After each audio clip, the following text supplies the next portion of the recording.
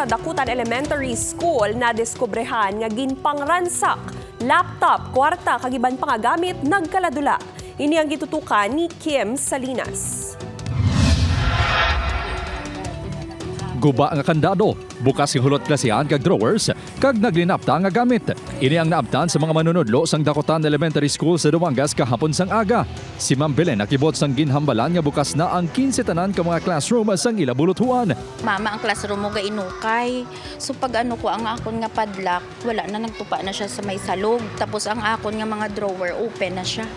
Sa pagpangusisa sa kapulisan, isa ka laptop, mga personal nga gamit sang maestra, kag 110 pesos ka kwarta ang nadula sa pagpanransak. Find ko ang akong jacket nga do ginagamit ko magmotor na dumanami nga jacket. Wala na gidya, sir. Na-recover sang kapulisan ang speeding fork nga posible gingamit sa pagpangransak. May nakita man nga kutsilyo sa gwa sang classroom. Posibleng ragagi ang hindi magdubo sa apat ka mga sospek nga ginalantaw mga menor de edad sa likod sang bulutuan.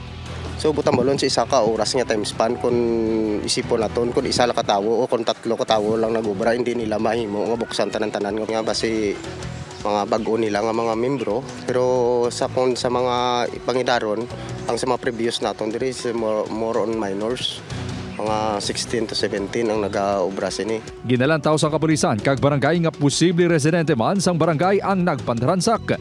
Pati street light patay, natultulan nila pati yung street light sa likod mo. Una diri may nakitaan nga isa ka tawo sa sulod sang classroom ang mag-utod nga estudyante sang nagpadulong sila sa bulutuan pasado alas 5 sang kaagahon.